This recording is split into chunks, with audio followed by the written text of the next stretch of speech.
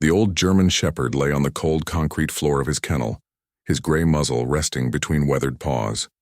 Max had been at the animal shelter for what felt like forever, though the volunteers said it had been 9 long years.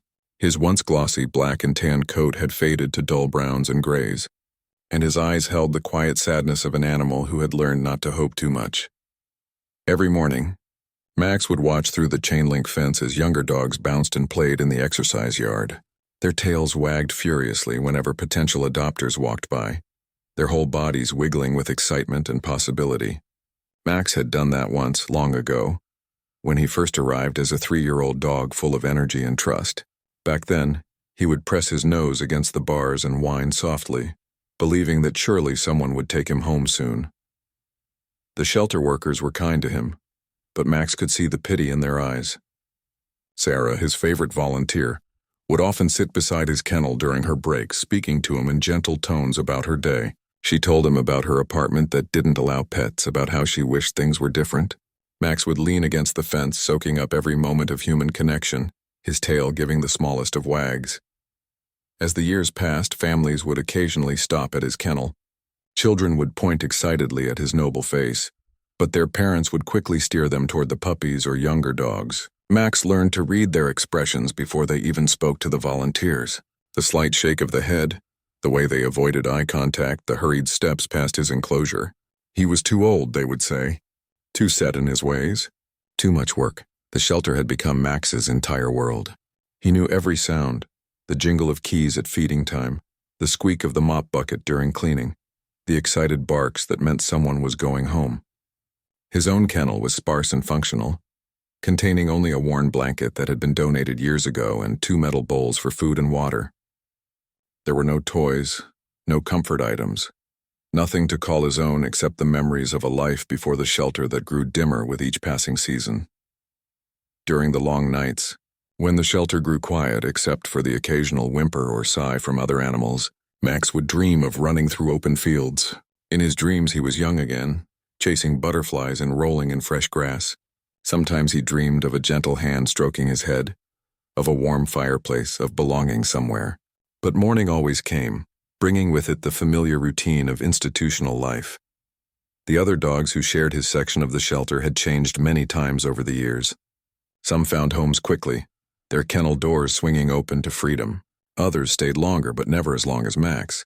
He had become something of a fixture, a gentle giant who the newer residents looked to for calm guidance.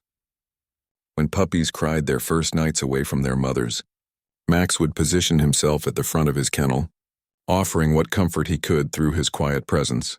Max's daily routine was predictable and unchanging. Morning feeding, followed by a brief walk in the exercise yard where he moved slowly but with dignity. Midday meant cleaning time, when he would politely step aside as volunteers scrubbed his kennel. Afternoon brought the possibility of visitors, though Max had learned not to raise his hopes.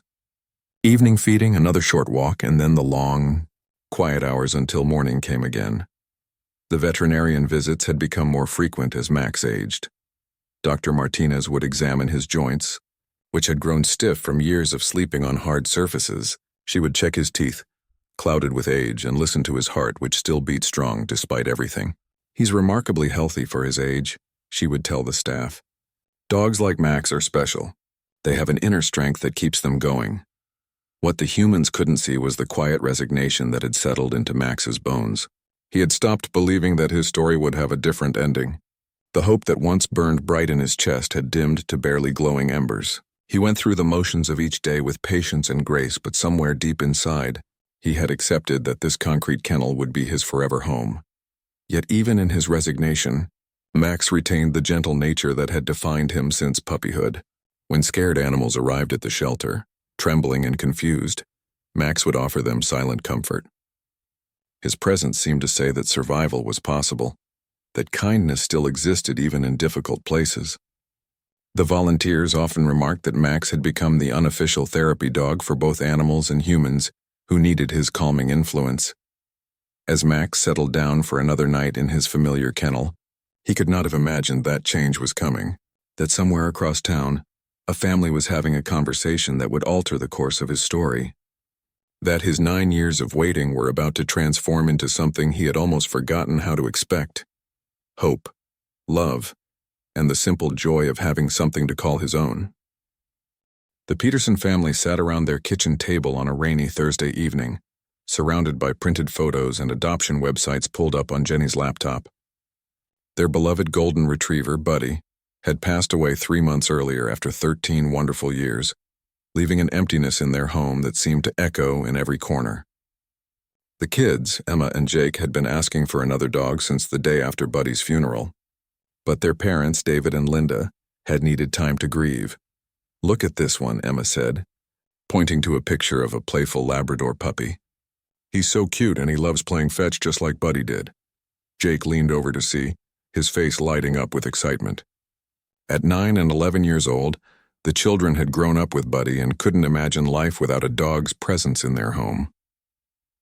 David scrolled through page after page of available dogs, each photo showing eager faces and hopeful eyes. Most were young dogs full of energy and promise. The family had initially thought they wanted a puppy, something they could train from the beginning and watch grow up alongside the children. But as the evening wore on, Linda found herself drawn to a different section of the website. "What about senior dogs?" she asked quietly, clicking on a tab that displayed older animals needing homes. The page loaded slowly, revealing faces marked by time and experience. These dogs had graying muzzles and gentler expressions, but their eyes held stories that tugged at Linda's heart. She had always been drawn to the underdog, the one everyone else overlooked. The family grew quiet as they browsed through the senior section. There was Maggie, a 10-year-old beagle whose owner had passed away. Rex, an 8-year-old pit bull mix who had been surrendered when his family moved. And then at the bottom of the page they saw Max. His photograph showed a dignified German shepherd with kind eyes and a graying muzzle, lying peacefully in what appeared to be a shelter kennel. 9 years in the shelter, Linda read aloud, her voice catching slightly. "This says he's been waiting for a home for 9 years. The family stared at the screen in stunned silence. 9 years. Emma quickly did the math in her head and realized that Max had been in the shelter since before she was even born. David read the description carefully. Max was described as gentle, house-trained, and good with children. He walked well on a leash, knew basic commands, and had never shown aggression toward humans or other animals. The shelter noted that he was remarkably patient and seemed to understand that life had dealt him a difficult hand, but he maintained his dignity and sweet nature despite his circumstances. "Why hasn't anyone adopted him?" Jake asked, confusion evident in his young voice. It seemed impossible to him that such a nice-looking dog could go unwanted for so long. Linda explained gently that many people preferred younger dogs, thinking they would have more years together, or that older dogs might have health problems or behavioral issues. Emma studied Max's photograph intently. Something about his eyes reminded her of an old man she had seen at the nursing home where her grandmother lived. There was wisdom there and patience, but also a deep loneliness that made her chest feel tight. "He looks sad," she whispered. "He looks like he's given up hoping." The family spent the next hour researching everything they could about adopting senior dogs. They learned about the benefits of older pets. They were often already house-trained, had developed personalities, and were past the destructive puppy phase. They also learned about the challenges, including potential health issues and shorter time together. But as they read testimonials from families who had adopted senior dogs, a common theme emerged. These animals seemed to understand they had been given a second chance, and their gratitude was immeasurable. "I keep coming back to Max," Linda admitted as they prepared for bed. "I can't stop thinking about him being alone for 9 years. David nodded, having been thinking the same thing. There was something about Max's story that had captured their hearts in a way the younger dogs hadn't. Perhaps it was the injustice of his situation, or maybe it was the thought of all the love he had to give that had been going unappreciated. That night, Emma couldn't sleep. She kept picturing Max lying alone in his kennel, watching other dogs get adopted while he remained behind. She thought about all the birthdays, holidays, and family moments he had missed. In her young mind, it seemed terribly unfair that such a good dog had been overlooked for so long. The next morning at breakfast, the family made their decision unanimously. They would visit Max at the shelter that weekend. If he was as gentle and sweet as his description suggested, they would seriously consider giving him the loving home he had been waiting for. Emma and Jake could barely contain their excitement, already planning where Max would sleep and what games they would play together. David called the shelter that afternoon to set up a meet-and-greet appointment. The volunteer on the phone, Sarah, seemed surprised but delighted when he mentioned Max specifically. "He's such a wonderful dog," she said, her voice warm with genuine affection. "I've been working here for 5 years, and Max has been here the entire time. He deserves a family more than any dog I've ever known." As the weekend approached, the Peterson family found themselves growing more excited and nervous about meeting Max. They had already decided that if things went well, they would begin the adoption process immediately. They spent Friday evening dog-proofing their house and setting up a comfortable sleeping area in the living room, where Max could be close to the family. What they didn't know was that their phone call had set off a chain of excitement at the shelter. Word spread quickly among the volunteers that Max might finally have a chance at a real home. Sarah had already spoken to Dr. Martinez about Max's health, confirming that despite his age, he was in remarkably good condition and would likely have several happy years ahead of him. For the first time in years, there was genuine hope surrounding Max's story. The volunteers who had cared for him and watched him wait patiently day after day could hardly believe that his long journey might finally be coming to an end. As Saturday morning arrived, everyone at the shelter felt a nervous anticipation about the meeting that could change Max's life forever. Sarah gently led Max into the meeting room, her heart pounding with anticipation. The Peterson family had arranged themselves casually around the space, with Linda and David on the couch and the children sitting cross-legged on the floor. They had been coached to let Max approach them at his own pace, to avoid overwhelming him after so many years of cautious interactions with potential adopters. Max entered the room with his characteristic dignity, his nose immediately working to process all the new scents. The room smelled different from his kennel. There were traces of other families who had been there before, other dogs who had found their matches in this very space. But underneath those familiar shelter smells, he detected something else. The warm, complex scent of a real family, home-cooked meals, laundry detergent, children's shampoo, and that indefinable essence of people who truly loved each other. For several minutes, Max simply stood near the door, observing. This was his way.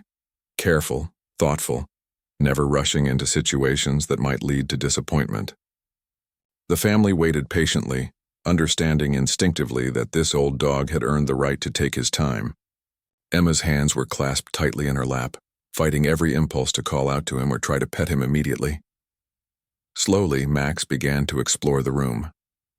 He approached David first, perhaps recognizing him as the pack leader. David remained perfectly still as Max sniffed his shoes, his jeans, his hands.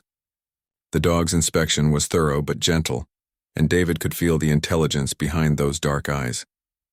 When Max seemed satisfied, he moved on to Linda, repeating the same careful assessment. The children were harder to resist. Jake tried to sit as still as a statue, but his excitement was practically radiating from his small body. When Max approached him, the boy's face lit up with such pure joy that even Max seemed to notice. The dog's tail gave the slightest wag, the first sign of interest he had shown. Emma held her breath as Max turned toward her, extending one shaking hand for him to sniff. When Max's cold nose touched Emma's palm, something magical happened. The young girl began to cry, not from fear or sadness, but from overwhelming emotion. She had been thinking about this dog for days, imagining his loneliness, and now here he was, real and gentle and more beautiful than any photo could capture. Max seemed startled by her tears, and in a gesture that surprised everyone, he took a step closer and gently licked her cheek. Sarah watched from the corner, tears streaming down her own face. In all her years at the shelter, she had never seen Max show such immediate affection toward strangers. Usually he remained polite but distant during these meetings, as if protecting himself from another potential disappointment. But something about this family had reached through his carefully constructed emotional barriers. "He's choosing you," Sarah whispered, her voice thick with emotion. "I've never seen him respond to people like this before." Max had moved to sit directly in front of Emma, his large body positioned protectively near the crying child. His tail was wagging now, slowly but steadily, and his eyes held a spark of something that had been missing for far too long. Hope. David and Linda exchanged meaningful looks. They had come prepared to evaluate whether Max would be a good fit for their family, but it was becoming clear that Max was evaluating them as well. And apparently, they had passed his test. The connection between Emma and the old dog was undeniable, as if they had been meant to find each other. "Can we take him for a walk?" Jake asked, his voice barely containing his excitement. Sarah nodded enthusiastically, explaining that seeing how Max behaved outside the shelter environment would be valuable for everyone. She clipped a leash to Max's collar, and the family prepared for their first adventure together. The walk was a revelation. Max's stiff movements loosened as they made their way around the shelter's exercise area. He walked politely beside David, never pulling or straining against the leash. When they passed other dogs in the outdoor kennels, Max remained calm and focused on his human companions. His years of institutionalized life had taught him excellent manners, but more than that, he seemed genuinely happy to be exploring with his potential new family. Emma walked beside Max, occasionally reaching down to stroke his head. Each time she touched him, his tail wagged a little faster as if he was remembering what it felt like to be someone's special dog. Jake chatted constantly, telling Max about their house, their backyard, and all the adventures they would have together. The boy's enthusiasm was infectious, and Max found himself listening intently to this young voice full of plans and possibilities. As they completed their circuit of the exercise area, Linda found herself fighting back tears. Watching her children connect so naturally with this overlooked dog felt like witnessing something sacred. Max had been alone for 9 years, yet he still possessed the capacity to love, to trust, to hope. His resilience was both heartbreaking and inspiring. When they returned to the meeting room, the family knew their decision was already made. Max seemed to sense the shift in energy as well. Instead of retreating to his cautious position near the door, he settled himself in the center of the room, equidistant from all family members as if claiming his place among them. Sarah began explaining the adoption process, but her words seemed to fade into background noise as the family watched Max finally relax. His breathing had slowed, his ears were no longer alertly forward, and for the first time in years he looked like a dog who believed he might be going home. The transformation was subtle but profound, visible in the way he held his body, the softness around his eyes, the gradual unfurling of a spirit that had been carefully protected for far too long. What none of them knew was that the best part of Max's transformation was yet to come, waiting to unfold in a moment that would perfectly capture the magic of a dog, finally understanding that his years of waiting were over, that he was wanted, chosen, and about to discover what it meant to have something of his very own. Saturday morning arrived gray and drizzly, but inside the animal shelter there was an unusual buzz of energy. Sarah arrived early as she often did on weekends, but today she moved with purpose. She had barely slept the night before, thinking about Max's potential meeting with the Peterson family. After 5 years of watching him wait patiently while younger dogs found homes, she could hardly believe this day had finally come. Max noticed the change in routine immediately. Dogs were creatures of habit, and after 9 years in the same environment, he was acutely aware of any variation in the normal schedule. Sarah spent extra time at his kennel that morning, speaking to him in gentle, excited tones while she brushed his coat until it gleamed. His graying fur had been carefully groomed, and she had even cleaned his teeth and trimmed his nails the day before. "Today might be special, Max," Sarah whispered as she worked. Max's tail gave a tentative wag, responding to her upbeat tone even though he couldn't understand her words. He had learned long ago to take pleasure in small moments of human attention, never allowing himself to hope for more. The extra grooming felt nice, and he leaned into Sarah's gentle touch, his eyes closing contentedly. Meanwhile, across town, the Peterson family was having trouble containing their excitement and nerves. Emma had woken up at dawn too excited to sleep any longer. She had dreamed about Max all night, imagining him running in their backyard and sleeping by her bed. Jake was equally excited, though he tried to play it cool in the way 11-year-old boys often do. Linda had spent the morning researching senior dog care one more time, wanting to be absolutely prepared for any questions the shelter might ask. David had made a list of questions about Max's routine, health needs, and favorite activities. They all understood that adopting a 12-year-old dog was different from adopting a puppy, but that somehow made the decision feel even more meaningful. The drive to the shelter felt both endless and too short. Emma pressed her face to the window, watching the familiar streets pass by while her imagination ran wild with possibilities. "What if he doesn't like us?" she asked suddenly, voicing the fear that had been lurking in all their minds. Linda reached back to squeeze her daughter's hand, reassuring her that dogs were good judges of character and that love had a way of being recognized. At the shelter, other volunteers had begun to gather, drawn by curiosity and hope. Max's story had become legendary among the staff. He was their longest resident, their gentlest soul, their reminder that some animals possessed an almost supernatural patience and grace.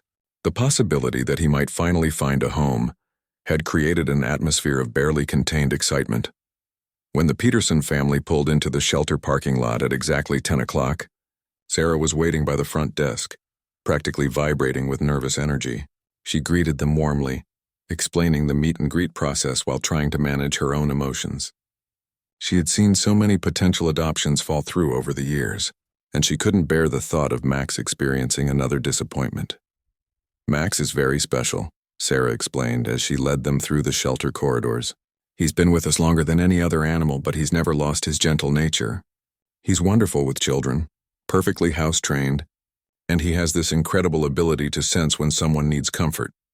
Her voice carried genuine love and respect for the old dog, and the family could hear how much the volunteers cared about him. The walk through the shelter was an emotional experience for the Petersons. The sounds of barking dogs and the sight of so many animals waiting for homes was overwhelming, especially for the children. But as they approached Max's section, Sarah asked them to speak quietly and move slowly, explaining that Max could be initially shy with new people after so many years of disappointment. Max was lying in his usual spot when he heard unfamiliar footsteps approaching. He had learned not to get excited about visitors, but something about Sarah's voice made him lift his head with mild curiosity. When the family came into view, he slowly rose to his feet, his movements careful and dignified despite his arthritis. The first moment of eye contact between Max and the Peterson family was electric with possibility. Emma gasped softly at how handsome and noble he looked, even with his graying muzzle and slightly stiff movements. Jake was surprised by how big Max was. Somehow the photos hadn't captured his impressive size and presence. David and Linda both felt an immediate tug at their heartstrings, seeing the gentle intelligence in Max's dark eyes. Max studied the family carefully, his tail remaining still as he assessed these new humans. He had learned to be cautious with his hope, but there was something different about this group. The children stood quietly instead of shouting or banging on his kennel. The adults spoke in gentle tones, and he could sense an unusual energy of anticipation rather than casual browsing. Sarah opened the kennel door slowly, explaining that they would move to a private meeting room where the family could interact with Max more freely. Max walked calmly beside her, his head held high despite his circumstances. He had maintained his dignity through 9 years of institutional life, and he carried himself like the noble dog he had always been.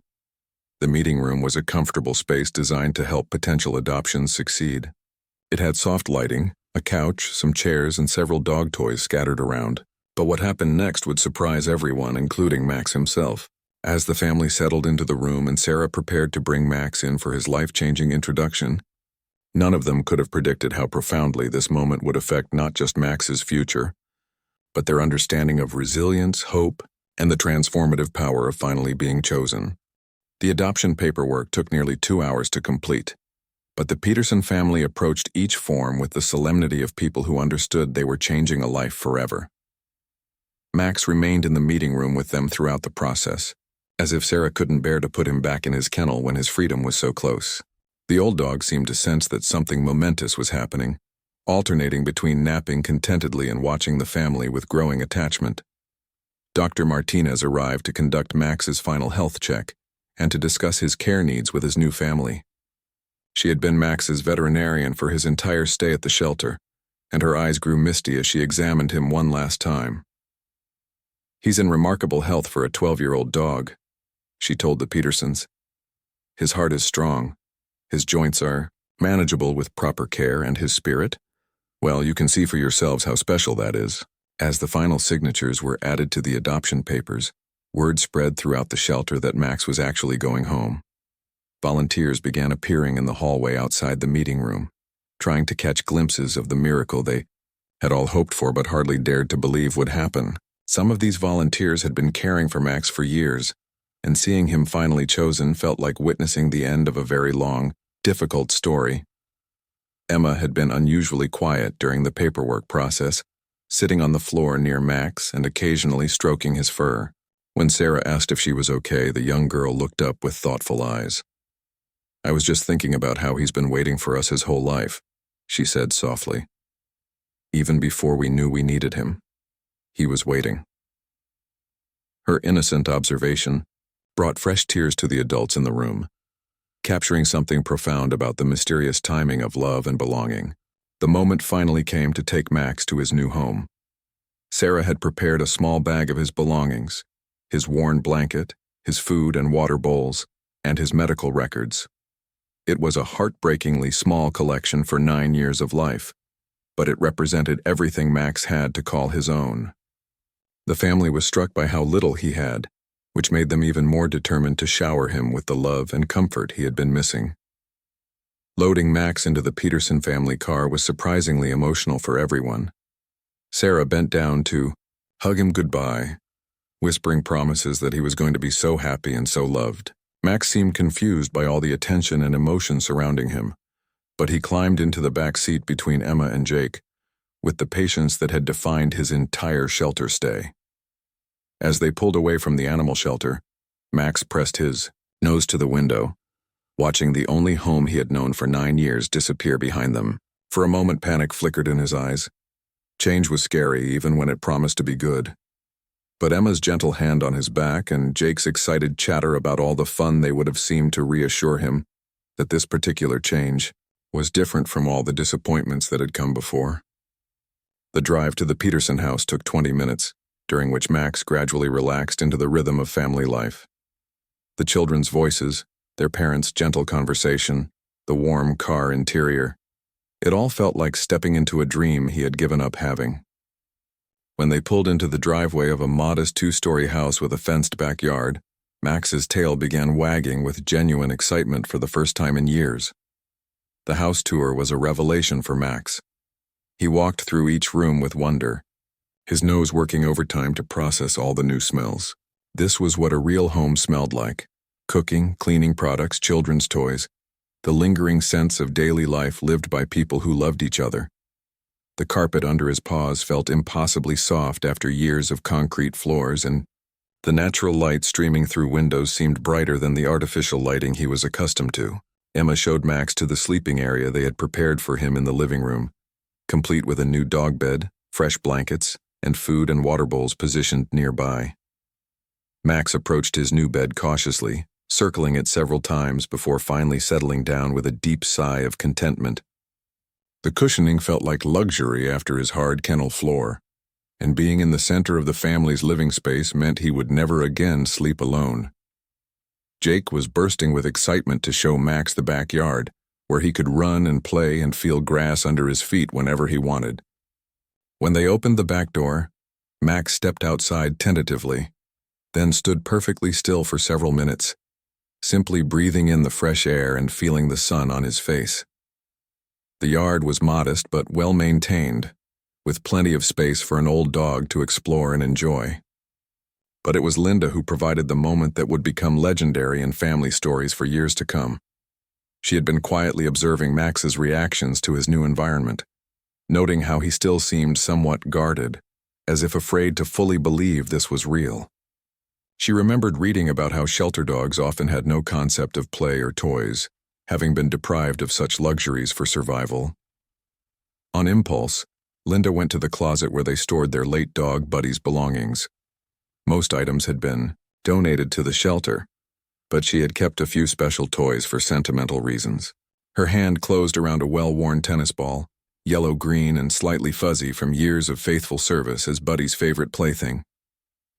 When Linda returned to the living room with the tennis ball, Max was lying on his new bed, watching the family with careful attention.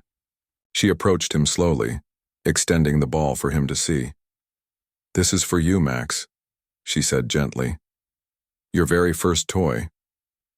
What happened next would capture the essence of a dog finally understanding that he belonged somewhere, that he was wanted, and that after 9 years of having nothing to call his own, something special was finally his alone. Max stared at the tennis ball in Linda's outstretched hand with complete bewilderment. The concept of a toy was so foreign to him that he couldn't immediately process what he was seeing. For 9 years, every object in his world had served a practical purpose.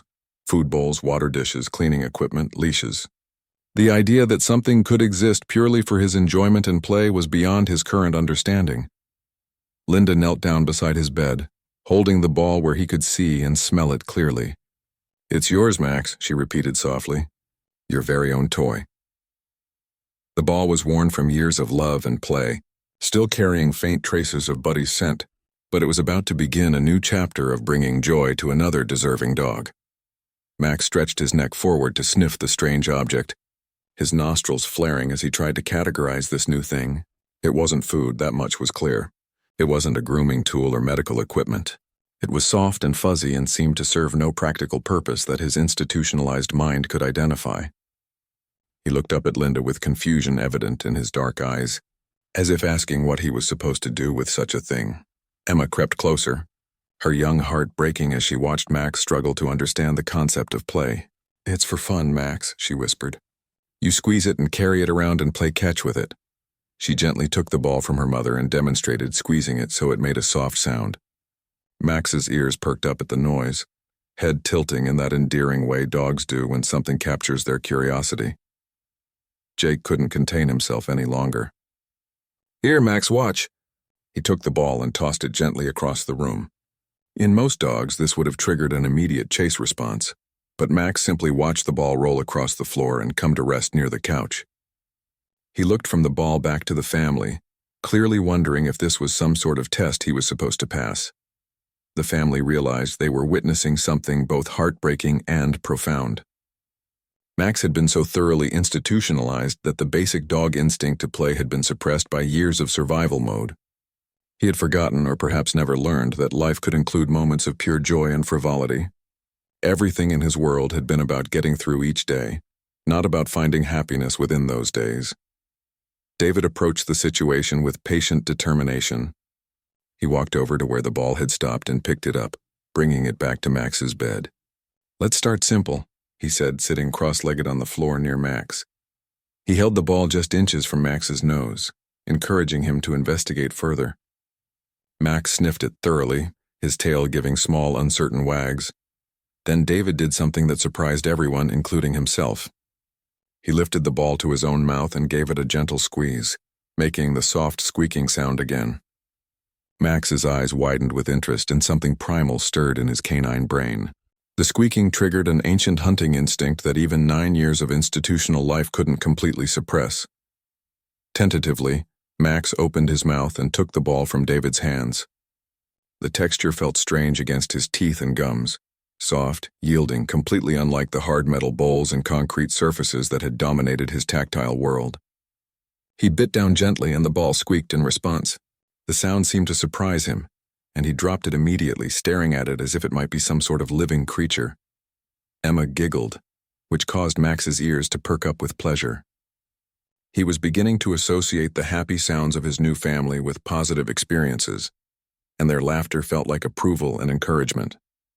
Emboldened, he picked up the ball again, this time holding it more confidently. When it squeaked again, he didn't drop it, instead tilting his head to study this fascinating object that made noise when he touched it. What happened next was pure magic. As Max held the ball in his mouth, something shifted in his expression. His eyes, which had carried the weight of years of disappointment and resignation, began to brighten with something that had been missing for far too long: playfulness. The spark of puppyhood that had been buried under years of institutional survival began to flicker back to life. Max began to chew the ball gently, not trying to destroy it but simply exploring its texture and enjoying the soft squeaking sounds it made. His tail started wagging with increasing enthusiasm, and his entire body began to relax in a way the family hadn't seen before. This wasn't the careful, dignified Max who had walked through their house an hour earlier. This was a glimpse of the playful dog he had always been underneath his protective shell. Suddenly, Max did something that took everyone's breath away. He lay down on his new bed and carefully positioned the tennis ball between his front paws, looking down at it with an expression of pure wonder and possessiveness. Then, in a gesture that would become the defining moment of his transformation, he gently licked the ball as if it were a precious treasure that needed his protection and care. The family watched in stunned silence as Max's entire demeanor changed. His ears relaxed, his breathing deepened, and for the first time since they had met him, he looked completely at peace. He wasn't just holding a toy, he was experiencing ownership, the profound joy of having something that belonged to him and him alone. After 9 years of possessing nothing but his dignity and patience, Max finally had a treasure of his very own. Emma burst into tears. But they were tears of joy mixed with heartbreak for all the years Max had gone without such simple pleasures. Jake wiped his own eyes, suddenly understanding in a way that only children can that they were witnessing something magical and life-changing. David and Linda held hands, overwhelmed by the powerful emotion of seeing a forgotten soul remember what it meant to experience happiness. Max seemed oblivious to their emotional reactions. Completely absorbed in his new possession, he would squeeze the ball gently with his paws, listen to it squeak, then lick it affectionately as if reassuring it that it was safe with him. His behavior suggested that he understood this wasn't just any object. This was his object, given to him by people who cared about his happiness. The transformation continued over the next hour as Max experimented with different ways to interact with his ball. He carried it carefully in his mouth as he explored the house again, as if wanting to show his treasure all the rooms of his new home. He brought it with him when he went outside to investigate the backyard, setting it down carefully in the grass before sniffing around nearby trees and plants. Most remarkably, Max began to exhibit protective behavior toward his ball. When Jake playfully reached for it, Max gently but firmly moved it away. Not in aggression, but in the way someone might protect a cherished photograph or piece of jewelry. The ball had become his security blanket, his proof that this new life was real and that good things could actually belong to him. As evening approached, and the family prepared dinner, Max settled back onto his bed with his ball tucked securely between his paws. His eyes followed the family's movements around the kitchen, but he remained relaxed and content, occasionally giving his ball a gentle squeeze or an affectionate lick. The careful, guarded dog who had entered their home that morning was already beginning to fade, replaced by a more confident, trusting version of himself. Linda found herself pausing frequently in her dinner preparations to watch Max with his ball. The sight of this old dog finally experiencing the simple joy of ownership was almost overwhelming in its beauty and significance. She realized they weren't just giving Max a home, they were giving him back his identity as a beloved pet, complete with toys and comfort and the security of knowing he was wanted. That night, as the family prepared for bed, Max faced his first real test of trust. Would he feel secure enough to sleep in his new environment? Or would the anxiety of change keep him awake and restless? The answer came when Emma checked on him one last time before going upstairs. Max was fast asleep on his new bed, his tennis ball held protectively against his chest, his breathing deep and peaceful. For the first time in 9 years, Max was sleeping the sleep of a dog who knew he was home. 3 months had passed since Max's adoption, and the transformation was nothing short of miraculous. The careful, guarded dog who had once moved through life with institutional precision had blossomed into a confident, loving family member who approached each day with enthusiasm and trust. His tennis ball, now slightly more worn from constant companionship, remained his most treasured possession and accompanied him everywhere he went. The morning routine had become a source of pure joy for the entire family. Max would wake up before anyone else, carefully carrying his ball to the bottom of the stairs where he would wait patiently for the first family member to appear. His tail would begin its happy wagging the moment he heard footsteps above, and he would greet each person with gentle enthusiasm, ball held proudly in his mouth as if presenting them with a gift. Emma had become Max's special person, the bond between them growing stronger each day. She had taught him to play gentle games of catch in the backyard, always mindful of his age and careful not to make him run too hard. Max had learned to bring the ball back to her, though he was never quite willing to give it up completely. Instead, he would drop it at her feet and immediately pick it up again, as if ensuring it didn't stray too far from his protection. The most remarkable change was in Max's confidence and social skills. The dog who had once been too cautious to fully engage with strangers now greeted visitors with friendly interest, always with his ball in his mouth as if introducing them to his most prized possession. The mailman had become particularly fond of Max, who would bring his ball to the front window each afternoon to watch for the familiar. Uniformed Dr. Martinez had been amazed during Max's regular checkups at the physical improvements that had accompanied his emotional transformation. The arthritis in his joints seemed less troublesome, his coat had developed a healthy shine, and his energy levels had increased dramatically. "Love really is the best medicine," she told the Peterson family during one visit. "Max has literally come back to life since finding his home." The tennis ball had become legendary among the shelter volunteers who had known Max during his long wait. Sarah visited regularly, and each time she was struck by how different Max seemed. The ball had become a symbol of his transformation, proof that even the most overlooked and forgotten souls could rediscover joy when given the chance. She often shared Max's story with families considering adopting senior dogs, explaining how patience and love could unlock potential that seemed lost forever. Max's daily adventures had expanded beyond the house and yard. He loved car rides, always bringing his ball along for company. The family had discovered that Max enjoyed visits to the dog-friendly hardware store, where he would proudly carry his ball through the aisles, accepting pets and compliments from other customers with dignified pleasure. These outings helped build his confidence and reinforced his understanding that he was truly part of the family. The relationship between Max and the children had evolved beautifully. Jake had learned to respect Max's need for quiet time and had become protective of the old dog's comfort. Emma continued to be Max's closest companion, and the two could often be found napping together in the afternoon sun, Max's ball safely tucked between them. The children had learned valuable lessons about patience, kindness, and the rewards of giving love to those who needed it most. Linda often reflected on how Max had changed their family for the better. His gentle presence had brought a sense of calm to their home, and his obvious gratitude for simple pleasures had reminded them all to appreciate the good things in their own lives. Watching Max discover the joy of ownership had made them more mindful of their own blessings and more committed to helping other animals in need. As winter approached, Max had claimed a favorite spot by the fireplace where he could stay warm while keeping watch over his family. His ball was always within reach, either held gently in his mouth or positioned where he could see it clearly. The sight of this dignified old dog finally experiencing the contentment he had been denied for so long never failed to move the family to grateful tears. The most touching moments came in the quiet times, when Max would simply sit with his ball and survey his domain with obvious satisfaction. His eyes, once clouded with resignation and sadness, now sparkled with contentment and security. He had learned to trust that this happiness was permanent, that his family wouldn't disappear, and that his precious ball would always be his to treasure. On their first Christmas together, the Peterson family placed a special gift under the tree for Max, a second tennis ball, identical to his beloved first one. When he unwrapped it on Christmas morning, Max's reaction was pure joy mixed with confusion. He spent several minutes looking back and forth between his original ball and this new addition, as if unable to believe that he could possibly possess two such treasures. Eventually, Max solved his dilemma by carrying both balls at once, his mouth stretched wide to accommodate his doubled wealth.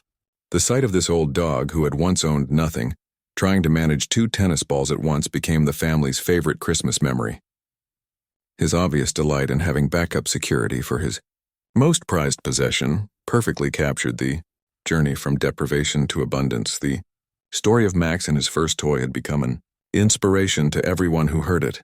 It served as a powerful reminder that it's never too late for second chances, that patience and kindness can heal even the deepest wounds, and that sometimes the smallest gestures, like offering a toy to a dog who had never owned one, can transform lives in the most profound ways. Max had spent 9 years waiting for someone to choose him, to see his worth beyond his age and circumstances. When that day finally came, he had shown the world what resilience, gratitude, and love could look like. His tennis ball, worn smooth from constant affection, had become more than a toy. It was a symbol of hope fulfilled, of dignity rewarded, and of the simple truth that every soul deserves to experience the joy of being treasured. In learning to love his first possession, Max had taught his family the deepest meaning of appreciation, patience, and the transformative power of finally being home.